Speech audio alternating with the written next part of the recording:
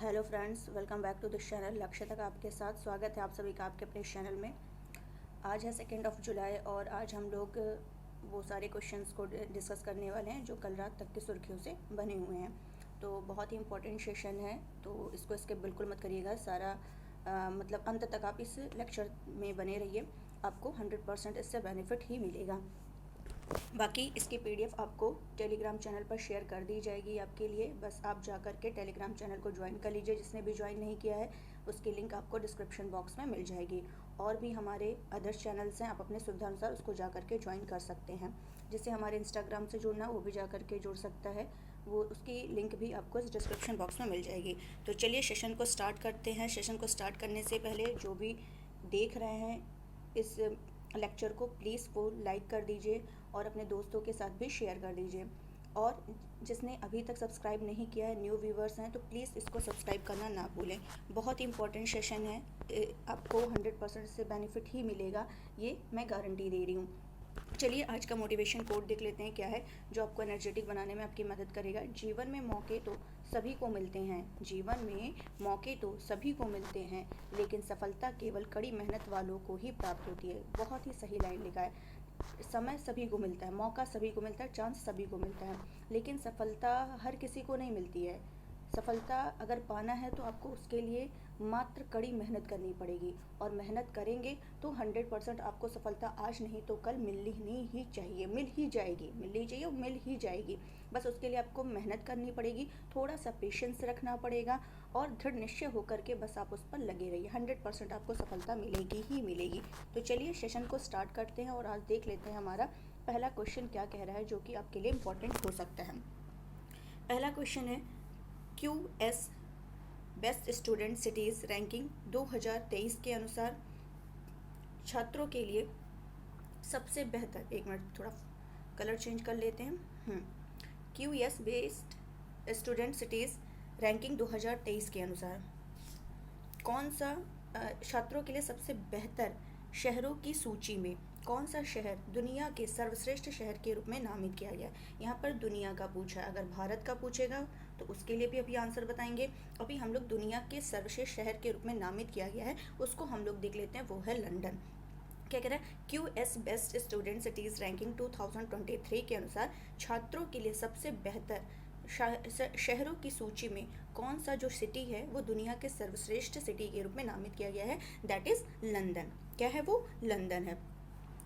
Second number पर कौन है, सियोल है। सेकंड नंबर पर कौन है, सियोल है। और सियोल जो है ये दक्षिण कोरिया की क्या है, दक्षिण कोरिया की क्या है, ये राजधानी है, ये भी आपको ध्यान रखना है। और तीसरे नंबर पर कौन है, म्यूनिख है, म्यूनिख। ठीक है, तो ये टॉप 3 आप याद रखिए। वैसे या तो सर्वश्रेष्ठ पूछेगा या फिर भारत का पूछ लेगा, यही पूछ सकता है, लेकिन हमें सबकी सब जानना है। कुछ भी क्वेश्चन कहीं से भी पूछ ले, उल्टा सीधा कुछ भी पूछ ले, हमारा क्या करना है, निशाना एकदम सीधे लगना चाहिए। तो चलिए देख लेते हैं। फर्स्ट है लंदन, सेकंड है सियोल जो कि दक्षिण कोरिया की राजधानी है, थर्ड है आपका म्यूनिक। इतना क्लियर हो गया।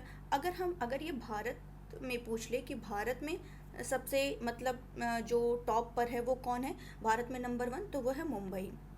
मुंबई भारत में मुंबई है। सेकंड पर बेंगलुरु है, सेकंड पे बेंगलुरु है, एंड थर्ड पर चेन्नई है, फोर्थ पर क्या है आपका, दिल्ली है, फोर्थ पर दिल्ली।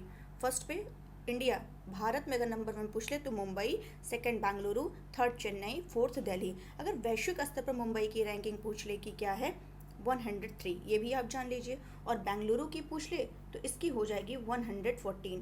क्लियर। अगर चेन्नई की पूछ ले तो 125, और अगर दिल्ली की पूछ ले तो 129। तो ये आपको पूरा, ये वैश्विक स्तर पर है, लेकिन भारत में नंबर 1 मुंबई है, सेकंड पे बेंगलुरु है, थर्ड पे चेन्नई है, फोर्थ पे दिल्ली है, ये आपको ध्यान रखना है। कुल टोटल अगर पूछ लिया जाए कि कुल कितने शहर शामिल थे, तो कुल 140 शहर इसमें शामिल किए गए थे। अगर यही पूछ ले कि अरब क्षेत्र में सबसे नंबर 1 कौन है, अरब क्षेत्र में अगर पूछ ले तो वो है दुबई। अरब क्षेत्र में नंबर 1 पर दुबई है। अगर वैश्विक स्तर पर इसका देख ले तो 51वें नंबर पर है। ठीक है, तो ये पूरे मैंने आपको क्रम वाइज सारे बता दिए हैं। कहीं से भी क्वेश्चन पूछे आपका एकदम सही होना चाहिए। और ये हाँ, जो इम्पोर्टेंट, एक और इम्पोर्टेंट लाइन है इसमें कि जारी किसके द्वारा की गई है, तो ग्लोबल कंसल्टेंसी फर्म QS, मैं लिख दे रही हूँ, यहाँ पर ऊपर लिख दे रही हूँ, ग्लोबल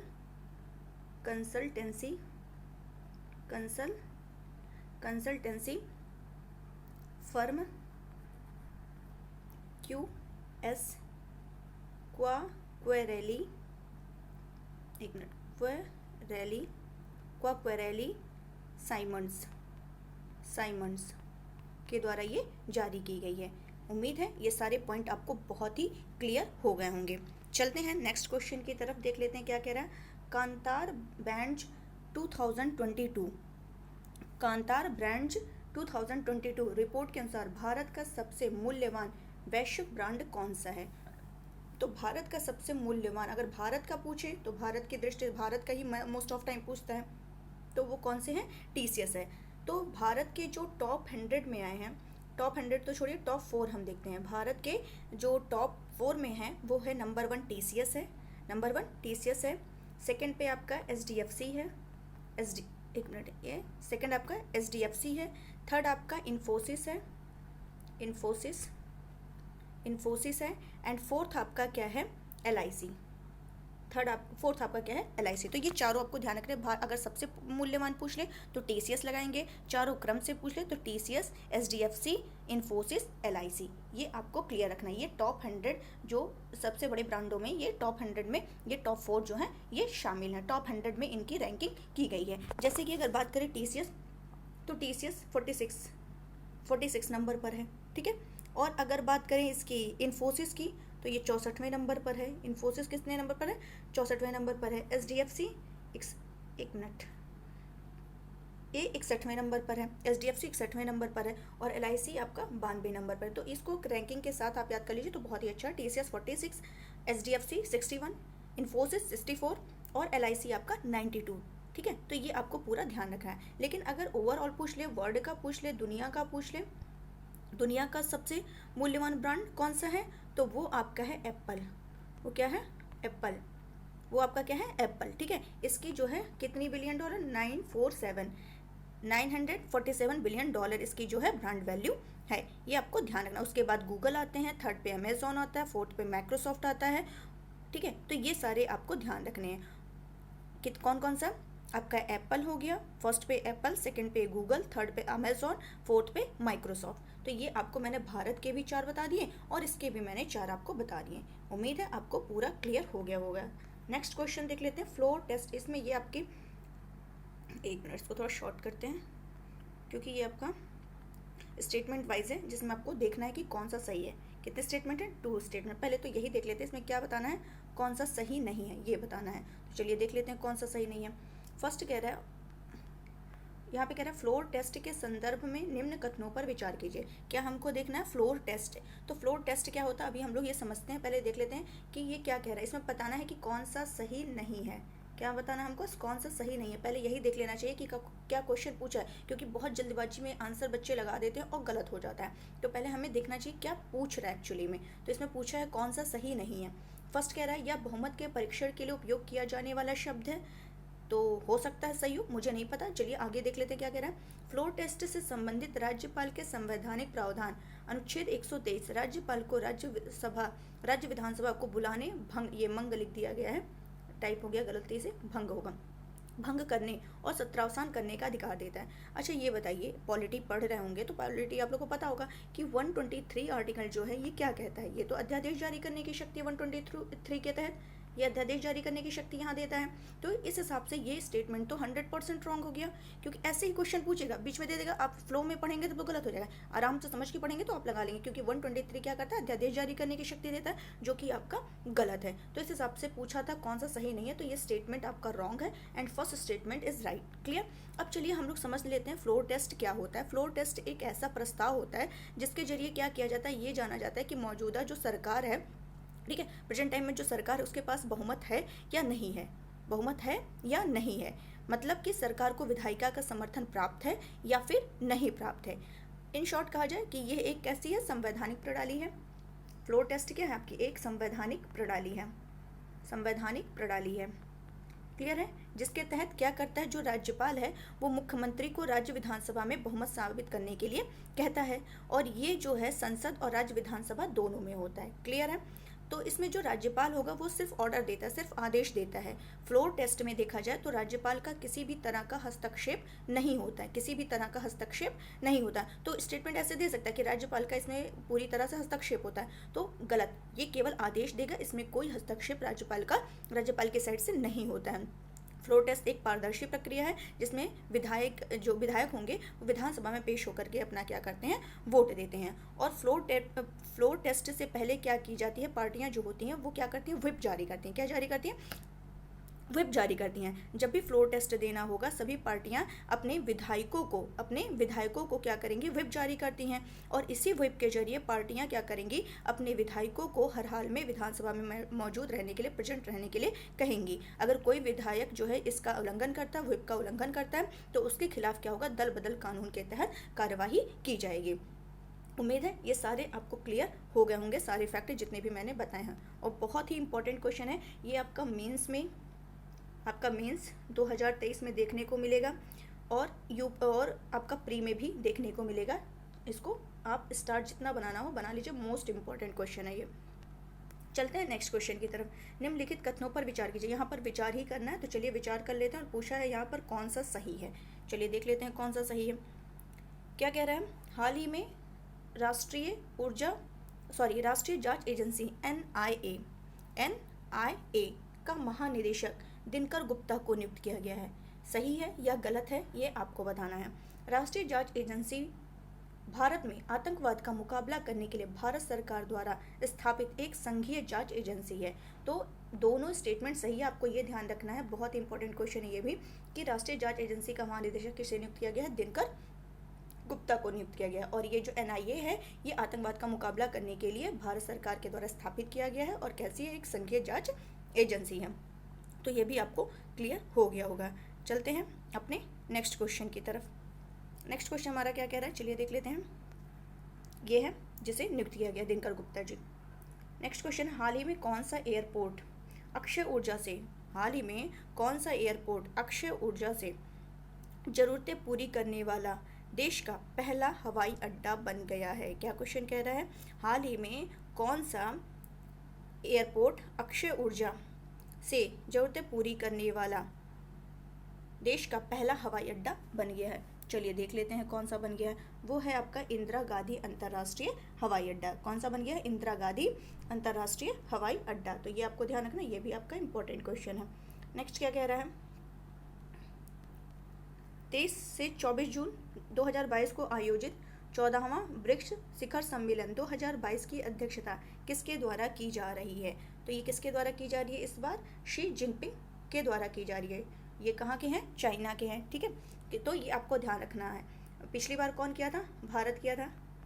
देखिए ब्रिक्स में कितने हैं, ब्रिक्स में 1 2 3 4 5 देश हैं। ठीक है, Brazil, Russia, India, China and south Africa. तो ये आपको ध्यान रखना है। तो पहले भारत में हुआ और अब चाइना में हो रहा है, तो ये लाइन से होता रहता है, बारी बारी से होता रहता है। तो ये आपको ध्यान रखना है क्योंकि इंपॉर्टेंट है क्वेश्चन। चलते हैं नेक्स्ट क्वेश्चन की तरफ। खुफिया ब्यूरो के संदर्भ में निम्नलिखित कथनों पर विचार कीजिए। यहाँ पर विचार ही करना है, तो चलिए देख लेते हैं। और क्या पूछा है यहाँ पर, 1 मिनट, ये 2 बार हो गया, यहाँ देख लेते हैं। 1 मिनट गाइस, यस, हाँ, खुफिया ब्यूरो के संदर्भ में विचार करना है और देखना है इसमें से, यहाँ पूछ रहा है कौन से सही हैं, यहाँ पे सही बताना है कौन सा सही है। तो चलिए देख लेते हैं कौन से सही है। अब आते हैं अपने क्वेश्चन पर। पहला स्टेटमेंट क्या कह रहा है कि हाल ही में इसके निदेशक, किसके, खुफिया एजेंसी के बता रहा है कि इसके निदेशक सामंत गोयल को नियुक्त किया गया है। तो देख लेते हैं किसको नियुक्त किया गया है, सही है कि गलत है, अभी नहीं पता, आगे देख लेते हैं। इंटेलिजेंस ब्यूरो और सूचना ब्यूरो की स्थापना 1887 में हुई थी। ठीक है, थर्ड कह रहा है यह गृह मंत्रालय के अंतर्गत आता है और इसका हेडक्वार्टर जो है वो कहाँ है, नई दिल्ली में है। ये कह रहा है स्टेटमेंट कि इसका हेडक्वार्टर नई दिल्ली में है।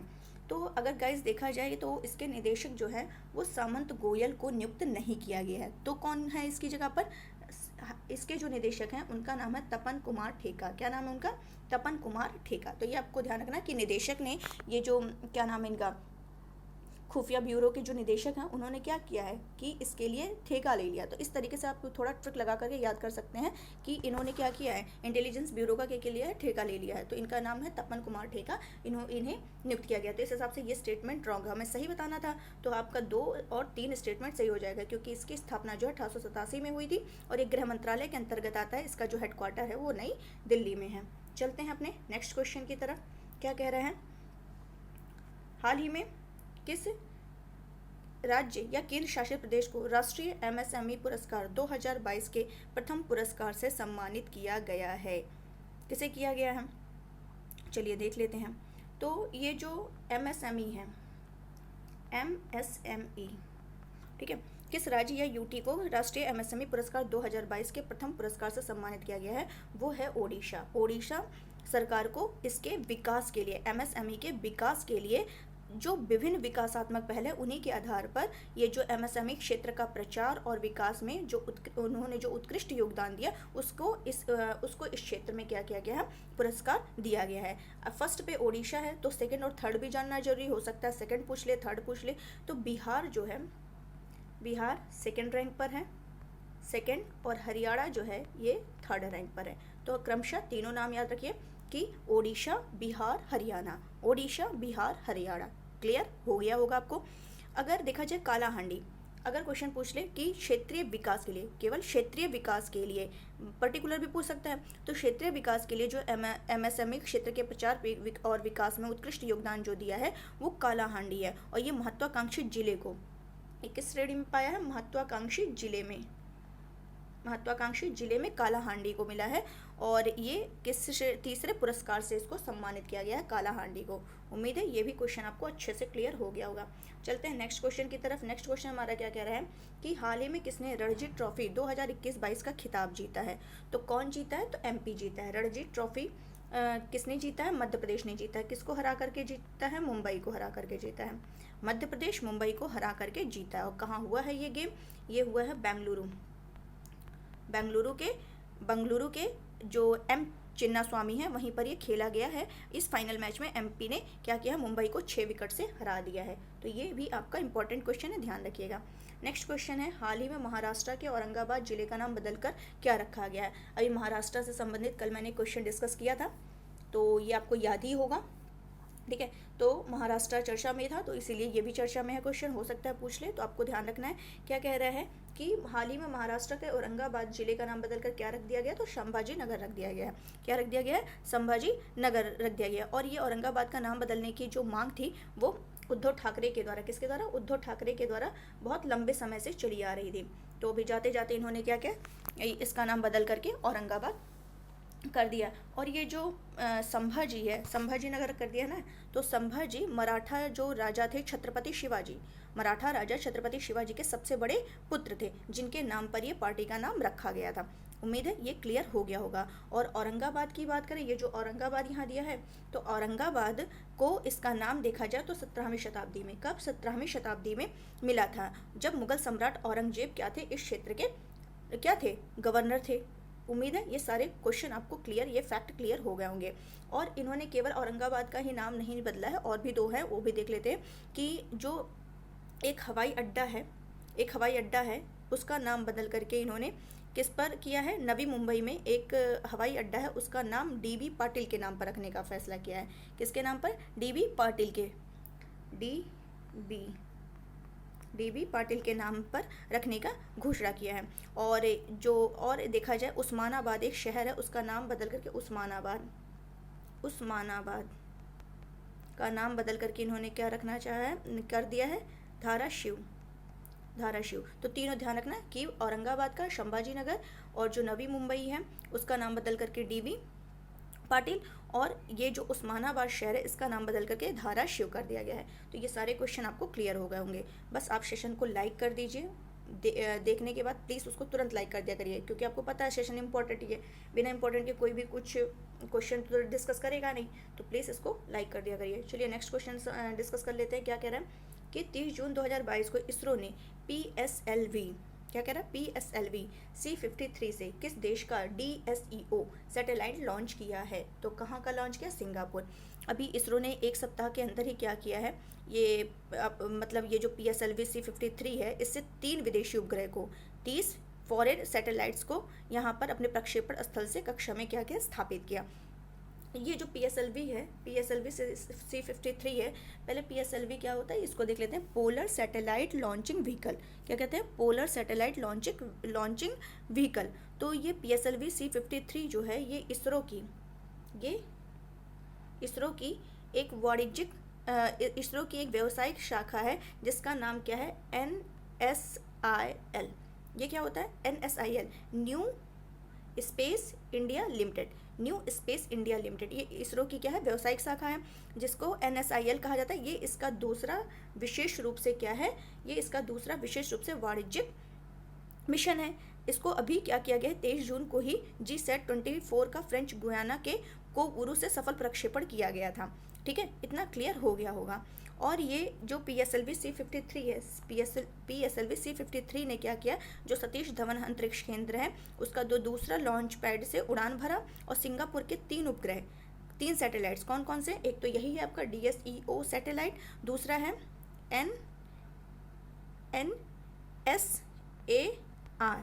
NSAR एंड थर्ड आपका है स्कूब वन। ये सिंगापुर के तीनों हैं, एक DSEO सैटेलाइट, एक है NSAR और एक है स्कूब वन। ये तीनों क्या किया गया है। और ये DSEO जो है इसका जो वजन देखा जाए, ये कितने वजनी उपग्रह है, 365 किलो का है। और यहीं अगर NSAR की बात की जाए तो 155 किलोग्राम का है। ये दोनों ही सिंगापुर के हैं और इनका निर्माण देखा गया है तो ये कोरिया गणराज्य रिपब्लिक ऑफ साउथ कोरिया की जो स्टारक इनिशिएटिव ने किया है। वहीं जो तीसरा उपग्रह है स्कूब वन, वो 2.1 kg का है मात्र, जो सिंगापुर की नानयांग टेक्नोलॉजी यूनिवर्सिटी NTU का है। ठीक है, तो ये सब किसका है, क्या है, उतना नहीं मैटर करता, बस इतना ध्यान रखिए किसका है, किस देश का इन्होंने लॉन्च किया है, तो वो है सिंगापुर का। ठीक है, तो ये आपको ये देख रहे होंगे, ये है आपका। चलते हैं नेक्स्ट क्वेश्चन की तरफ। क्या कह रहे हैं, 30 जून 2022 को किसने महाराष्ट्र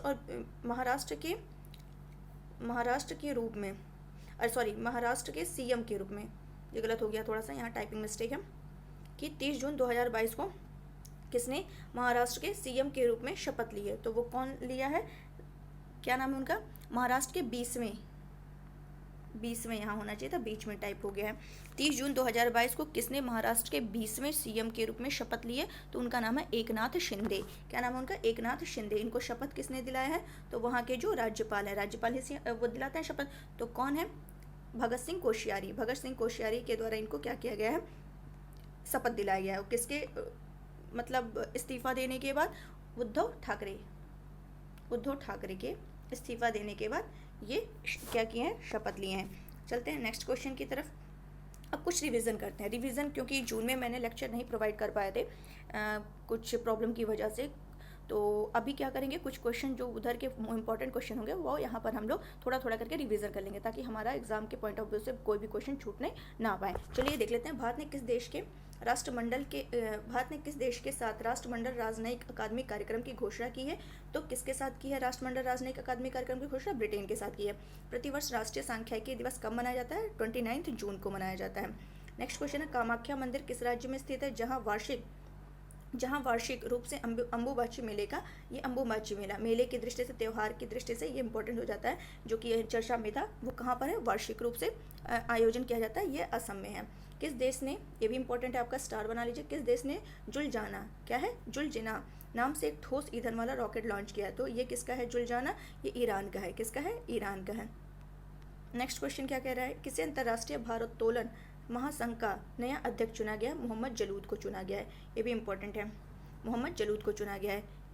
नेक्स्ट क्वेश्चन बहुत ही इंपॉर्टेंट है, इसको भी आप स्टार बनाइए, जितना स्टार बनाना बना सकते हैं। किन 2 देशों को राष्ट्रमंडल देशों के समूह में शामिल किया गया है, राष्ट्रमंडल देशों के समूह में किसे शामिल किया गया, गैबॉन और टोगो को किया गया है। ठीक है, आगे चलते हैं, क्या कह रहा है, प्रतिवर्ष अंतर्राष्ट्रीय नाविक दिवस का आयोजन कब किया जाता है, 25 जून को किया जाता है। हाल ही में खबरों में रही बेदती वर्धा नदी, इंपॉर्टेंट, इसको भी स्टार बनाइए। हाल ही में जो खबर में थी, कौन सी नदी है, बेदती वर्धा नदी, नाम से ही लग जाएगा कि वेदती कहाँ का है। वेदती वर्धा नदी जोड़ने की परियोजना किस राज्य में स्थित है? ये कर्नाटका में स्थित है। नेक्स्ट क्या है? प्रति वर्ष अंतर्राष्ट्रीय क्षुद्रग्रह दिवस का आयोजन कब किया जाता है? तो कब किया जाता है? 30 जून को किया जाता है। ये भी इंपॉर्टेंट है, ध्यान रखिएगा। चर्चा में रही इस्कंदर एम मिसाइल सिस्टम, चर्चा में रही इस्कंदर एम मिसाइल सिस्टम किस देश से संबंधित है? तो ये रशिया से संबंधित है। ये भी आपका इंपॉर्टेंट है। तो चलिए आज के लिए बस इतना ही। बहुत ही इंपॉर्टेंट क्वेश्चन था जो कि मैंने डिस्कस किया। अब हम लोग क्या करेंगे, फटाफट जो कल का 1 जुलाई का करंट अफेयर्स है उसको भी फटाफट रिवीजन कर लेते हैं। हाल ही में कहाँ पर भारत और पाकिस्तान के बीच स्थायी सिंधु आयोग की 118वीं बैठक आयोजित की गई? नई दिल्ली में की गई है। प्रधानमंत्री जीवन ज्योति बीमा योजना की वार्षिक प्रीमियम राशि क्रमशः है तो ये 436 रुपये है, और इसकी प्रधानमंत्री सुरक्षा बीमा योजना की 12 रुपये से बढ़ा करके कितनी कर दी गई है? 20 कर दी गई है। ये भी ध्यान रखना है। नेक्स्ट क्या? हाल ही में भारतीय ओलंपिक संघ का कार्यवाहक अध्यक्ष किसे नियुक्त किया गया है? अनिल खन्ना को किया गया है। और ये क्वेश्चन हम लोगों ने डिस्कस किया था कल कि 26-27 जून 2022 को G7 के 48वें शिखर सम्मेलन का आयोजन ब्रिटेन में किया गया? बिल्कुल नहीं, जर्मनी में किया गया। तो इस हिसाब से ये गलत था। और यहाँ हमें बताना क्या था, कौन सा कथन सही है? ग्रुप ऑफ 7 एक अंतर सरकारी संगठन है, बिल्कुल एकदम सही है कि ये क्या है? एक अंतर सरकारी संगठन है। तो अब ये बताना है कि इसमें से कौन सा सही है। तो 2 सही है। इसका गठन 1948 में किया गया था? नहीं, ठीक है। तो ये आपका गलत हो जाएगा, 2 बार ये हो गया था। चलते हैं नेक्स्ट क्वेश्चन की तरफ। हाल ही में जारी Times Higher Education Asia University Ranking 2022 में कौन सा भारतीय संस्थान शीर्ष पर रहा? तो Indian institute of science Bengaluru. Next question है आपका, इसको भी आपको क्या करना है, यहाँ क्या बताना है, यहाँ आपको उपयुक्त में से कौन से कथन सही बताने हैं। तो चलिए देख लेते हैं कौन से सही। फर्स्ट स्टेटमेंट आपका है, हाल ही में संगीता सिंह को केंद्रीय प्रत्यक्ष कर बोर्ड सीबीडीटी का नया अध्यक्ष नियुक्त किया गया? बिल्कुल नहीं, संगीता सिंह को नहीं। अभी कल ही मैंने इस क्वेश्चन को डिस्कस किया था कि किससे बनाया गया है? नितिन गुप्ता को बनाया गया है। किसे? नितिन गुप्ता को बनाया गया है।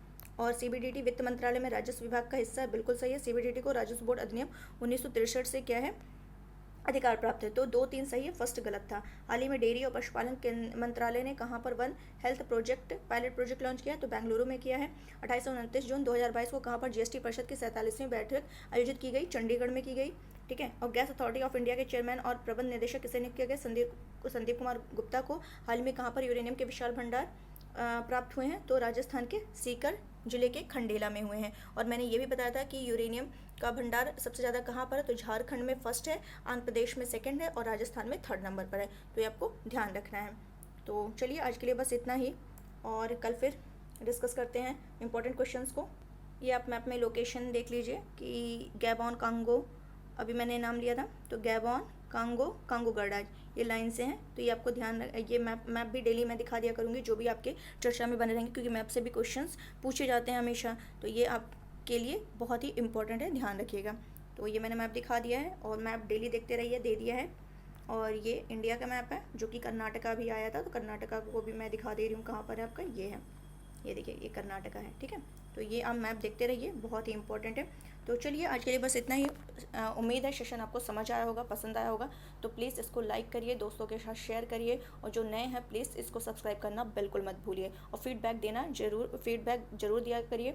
जो भी आपके कुछ भी माइनस में जा रहा है या कुछ पॉजिटिव है, जो भी है, थोड़ा अच्छा लगता है, मोटिवेशन मिलती है कि हाँ सही जा रहा है, सही बता रहे हैं आप लोगों को। तो प्लीज़ आप फीडबैक अपना दे दिया करिए। तो चलिए आज के लिए बस इतना ही, कल फिर मिलते हैं। कल नहीं, अब सीधे मंडे को मिलते हैं, और जो कि आपको रिवीजन ऐसे ही कराते रहेंगे ताकि आपका बहुत ही मजबूत हो जाए। और बाकी मंथली मैं लेक्चर प्रोवाइड करती ही हूँ शॉर्ट में। तो चलिए आज के लिए बस इतना ही। Thank you so much.